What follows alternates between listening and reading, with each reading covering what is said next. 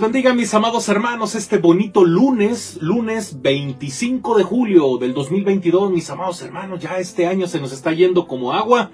Y bueno, seguimos contestando la pregunta, ¿cómo podemos lograr que las circunstancias de la vida nos favorezcan en lugar de perjudicarnos? Y bueno, recuerden que estamos con la respuesta cuando escojo la perseverancia en vez de la derrota. Vamos a orar, hermanos, y que el Señor nos ilumine, nos bendiga y nos dé gracia para reflexionar. Padre, en el nombre de Cristo nos encomendamos nuevamente en tus manos. Padre, gracias Dios porque eres fiel, porque eres bueno, porque para siempre es tu misericordia, porque nos provees de todo, Padre, pero sobre todo nos provees de tu palabra.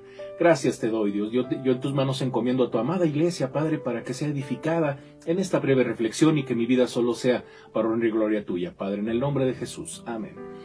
Amén, mis amados hermanos. Esta es la tercera parte de la respuesta cuando escojo la perseverancia. Y bueno, si usted recuerda, la semana pasada, hermanos, nos quedamos en las 4 claves para desarrollar la perseverancia, porque ya que hemos establecido las bases bíblicas para cultivar la perseverancia, bueno, vamos a considerar cómo podemos desarrollarla. Ya hemos visto por ahí historias como la de Josué, la de Naamán, historias bíblicas que tienen que ver con la perseverancia. Y bueno, en la semana pasada solamente estuvimos viendo una clave, que es entendamos el valor de la perseverancia.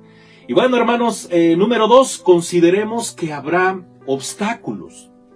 Cuando uno anhela, hermanos, perseverar, siempre va a haber obstáculos. O sea, eso es algo que siempre debemos tener en mente. Siempre va a haber algo. ¿Por qué? Porque no todo depende de nosotros, hermanos. Obviamente todo depende del Señor, pero hay situaciones, hermanos, en donde no podemos controlar. A veces el clima, a veces otra persona, qué sé yo, muchas situaciones, hermanos. Pero bueno, vamos a ver de qué se trata esta segunda clave. Y bueno, hermanos, una manera de superar los obstáculos para lograr nuestras metas es saber que vendrán los obstáculos. Y se cuenta, hermanos, que el presidente de una importante fábrica de bebidas gaseosas que pidió a su grupo, más mercadotecnia, que diseñaran una nueva estrategia para un producto. Después de que le presentaron su plan, el presidente les preguntó qué obstáculos preveían para lograr la meta. Se hizo un silencio sepulcral. Después de unos momentos, el presidente los regresó a su mesa de dibujo. Su razonamiento era que el plan no era lo suficientemente bueno porque no provocaba oposición. Repasemos las metas, hermanos, que escribimos para cada día, para cada una de las principales áreas de nuestra vida. No sé si ustedes recuerdan la primera reflexión, en la primera parte de esta respuesta, tuvimos por ahí un ejercicio de cómo hacer metas, objetivos, para llegar a un propósito, ¿verdad? Y bueno, eso es bien importante. La pregunta sería, hermanos, ¿qué obstáculo pueden impedir que las consigamos? Yo no sé si usted hizo el ejercicio o si usted ya está trabajando sobre sus objetivos, sus metas, ¿verdad? Sus propósitos, qué sé yo. Bueno, supongamos que una de nuestras metas es empezar el día de hoy a hacer ejercicio por 20 minutos. De pronto recordamos, hermanos, que no tenemos los zapatos adecuados. Fíjese a veces con qué nos detenemos, hermanos. Y bueno, ese es un obstáculo, aunque relativamente fácil de eliminar simplemente escribiendo en una lista de pendientes, comprar zapatos hoy. Bueno, o supongamos que nuestra meta para la vida espiritual es compartir el evangelio con una persona a la semana. Esa es una meta que vale la pena. Pero nos damos cuenta, hermanos, de que no sabemos cómo hacer la presentación de las buenas nuevas. Y bueno, ese también es un obstáculo. Así que el próximo paso es enrolarnos, hermanos, en una clase de evangelismo en la iglesia, o acudir a la librería cristiana de confianza para comprar algunos libros y folletos que nos ayuden a compartir nuestra fe. Y bueno, hermanos, sin embargo, fíjense bien, hermanos, algunos impedimentos no son tan fáciles de superar.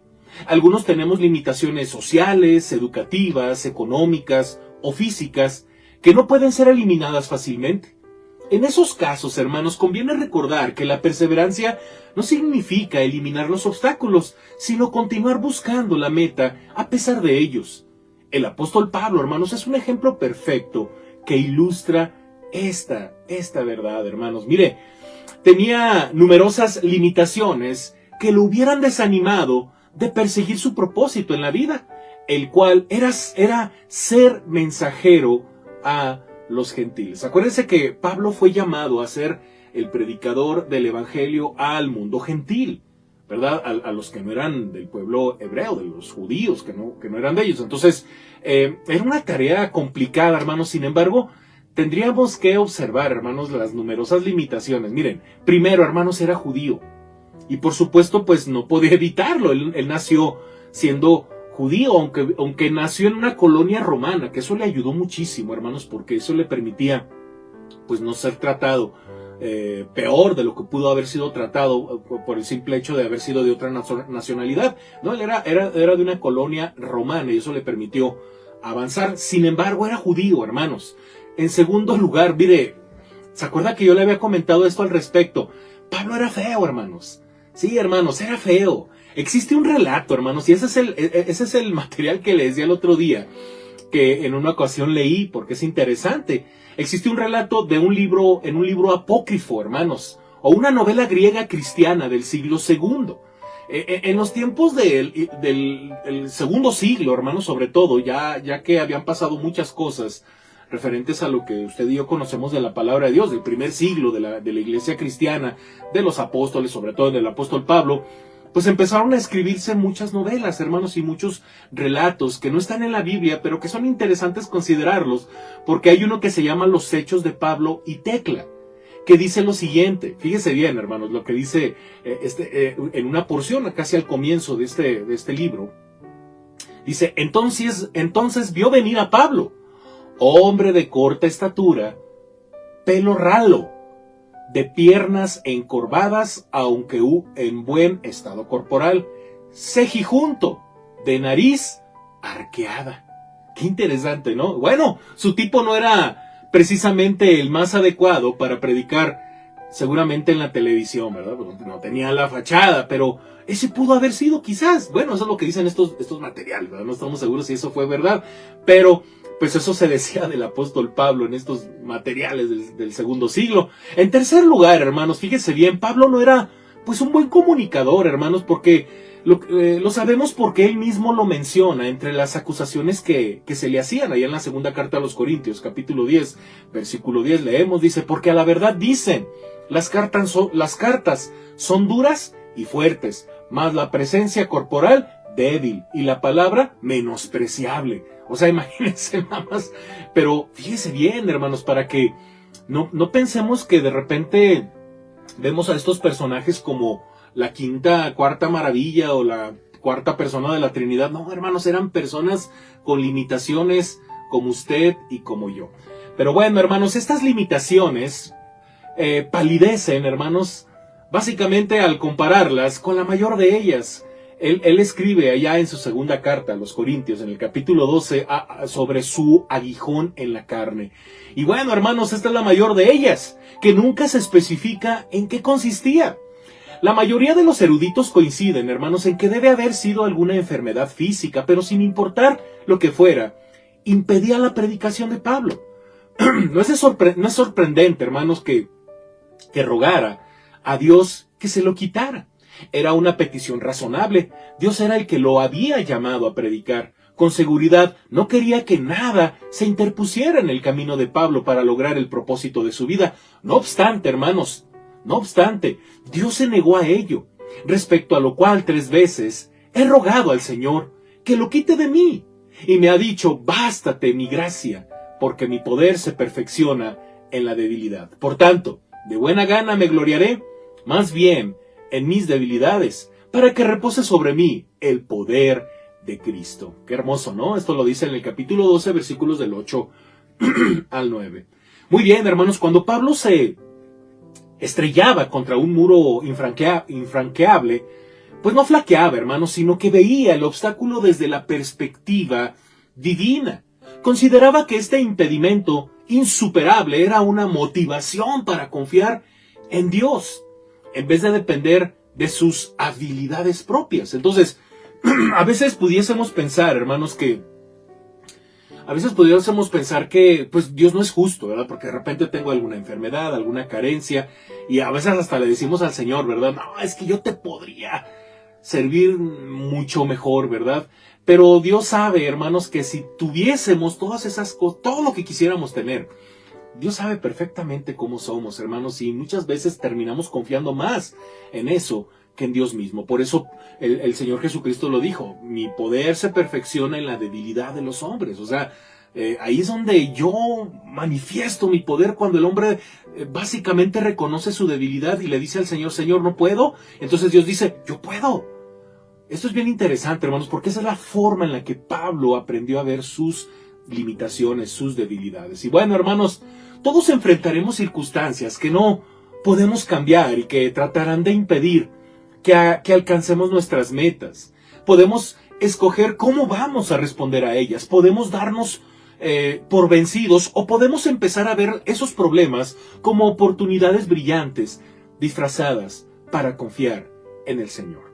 Número 3, hermanos, porque estamos en las claves para desarrollar la perseverancia. Número 3. Consideremos que el fracaso no es final. Vivimos, hermanos, en una sociedad que dice: si no triunfas de entrada, date por vencido. Y sin embargo, hermanos, aquellos que en verdad logran realizar el propósito de su vida son los que se rehúsan a dejarse paralizar por el fracaso. Es más, hermanos, este último es un prerequisito para lograr el éxito. Mire, Thomas J. Watson, fundador de IBM, dijo una vez: si quieres triunfar, duplica tu factor de fracasos. En otras palabras, hermanos, entre más intentos hagas, más veces triunfarás. Por ejemplo, fíjese bien, Thomas Alva Edison, hermanos, uno de los más grandes inventores de la historia, descubrió cuando menos 1800 formas de no hacer un bombillo eléctrico. Baby Ruth, hermanos, falló 1330 pelotas. Y sin embargo, hermanos, fue considerado uno de los más grandes jugadores de béisbol de todos los tiempos. Al famoso crítico dramaturgo irlandés Bernard Shaw le regresaron sus primeros 5 novelas. Sus primeras 5 novelas se las regresaron. Y este tipo, hermanos, es una persona por donde pasa medio mundo, y él es el que dice: esto pasa y esto no, esto hay que presentarlo, esto no. Pero este hombre, hermanos, Bernard Shaw, le regresaron sus primeras 5 novelas. Y también, hermanos, Colón pensó que había encontrado un atajo para la India cuando descubrió América. Hermanos, nunca nadie se ha tropezado estando inmóvil. Lo malo es que no siempre sabemos cuál de nuestros esfuerzos nos va a dar el éxito. Por eso, hermanos, debemos continuar tratando. Es que no, por ejemplo, es que no sé cuál es mi ministerio, es que no sé qué tengo que hacer, no sé qué puedo hacer. Inténtalo, hermano. En la etapa del sí, yo siempre les he hablado mucho sobre la etapa del sí, en donde, hermano, nos puedes apoyar dando una clase. Usted diga que sí, hermano. No, pero si nunca he dado una clase en mi vida, pues siempre hay una primera vez. ¿Y qué tal si ese es tu ministerio? ¿Cómo lo vas a saber? Pero voy a fallar. No importa.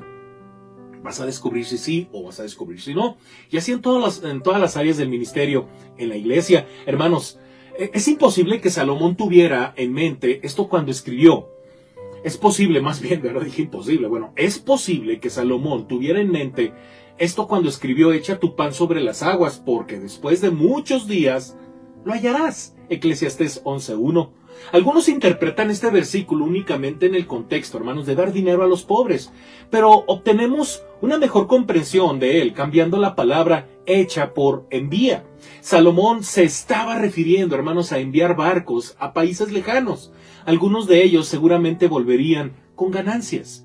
Un famoso conferencista motivacional, hermanos, llamado Charlie el Tremendo Jones, dice: muchas personas están esperando que regrese su barco, aunque a veces ni siquiera envían uno. O tal vez, hermanos, solo enviaron uno solo. Pero entre más naves enviemos, querido hermano, entre más veces tratemos, serán mayores nuestras oportunidades de triunfar. Y número 4, hermanos, con esto ya cerramos esta respuesta, hermanos. Consideremos que vamos a trabajar duro. ¡Ay, no! Es que el trabajo duro no me gusta. Es que eso a mí no se me da. Hermano, para mantenernos firmes en la perseverancia, para ser perseverantes, implica trabajo duro, querido hermano, incluido en el ejercicio de la perseverancia, hermanos. Tim Hansel llama a la perseverancia sudor santo en su libro del mismo nombre. El trabajo sin fatiga, hermanos, equivale a mediocridad. El trabajo duro es un prerequisito del éxito en todas las áreas de nuestra vida, incluyendo la vida espiritual. Por supuesto, hermanos, que no somos salvos por las obras, pero sí somos salvos para buenas obras, que es diferente. Como Pablo escribe ahí en Efesios capítulo 2, versículos del 8 al 10, porque por gracia sois salvos por medio de la fe. Y esto no de vosotros, pues es don de Dios, no por obras, para que nadie se gloríe, porque somos hechura suya, creados en Cristo Jesús para buenas obras, las cuales Dios preparó de antemano para que anduviésemos en ellas.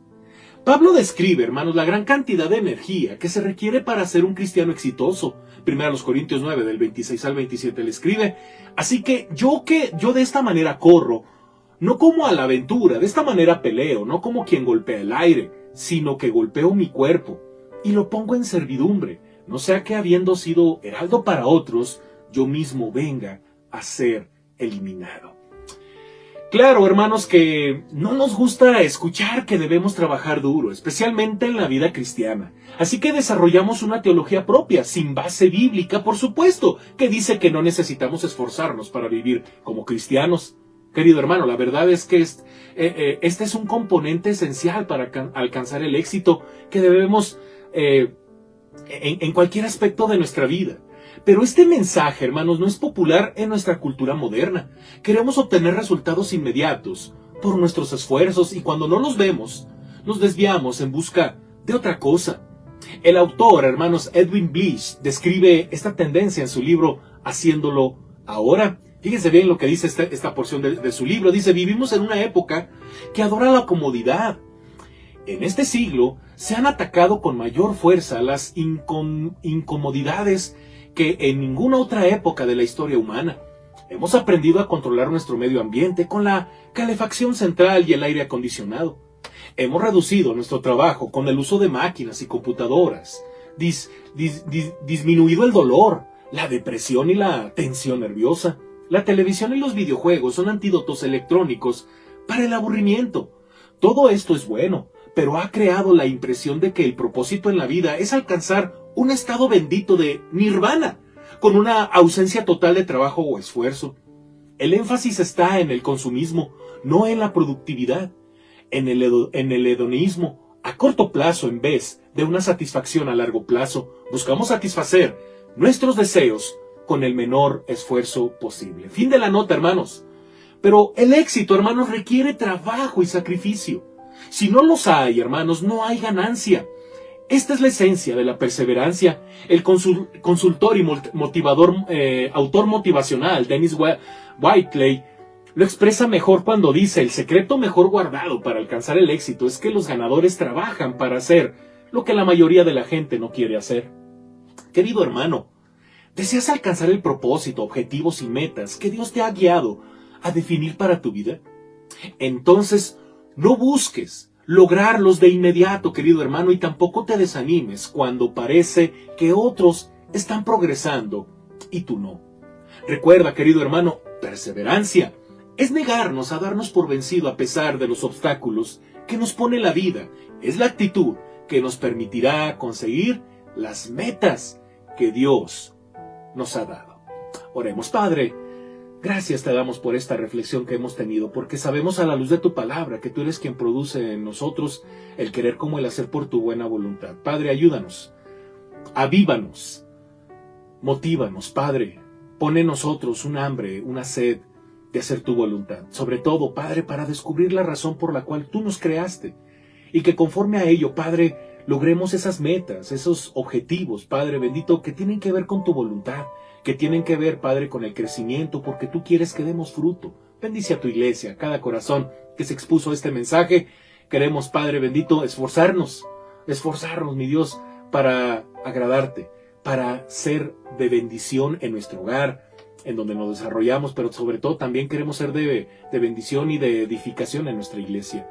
Ayúdanos, Padre, para ser gente productiva, que sobre todo, Padre, tiene toda la intención de permanecer constantes haciendo tu obra. Ayúdanos, Padre bendito, ayúdanos a ser perseverantes en la fe, perseverantes en lo que tú nos mandas. Padre, en el nombre de Jesús. Amén. Amén, mis amados hermanos, Dios me les bendiga. El día de mañana, primero Dios, nos vemos a las 8 igual, hermanos, en nuestro estudio de cartas generales, hermanos. Y bueno, esta semana va a ser una semana especial, hermanos. Yo voy a estar un poquito ausente, pero sí quiero invitarle, hermanos, que por favor no vaya a faltar, hermanos, al domingo 31. El domingo 31 es culto de oración unido a partir de las 9:30 de la mañana. Posteriormente el culto dominical a las 11 de la mañana de una forma normal. Le invitamos a que no se deje de conectar, hermanos, a sus reuniones de grupo de oración, sus reuniones de departamento. No deje de participar en el reto príncipe, no deje de diezmar y de ofrendar. Hermanos, un fuerte abrazo. Dios me les bendiga, nos vemos, descansen. Bye, hermanos.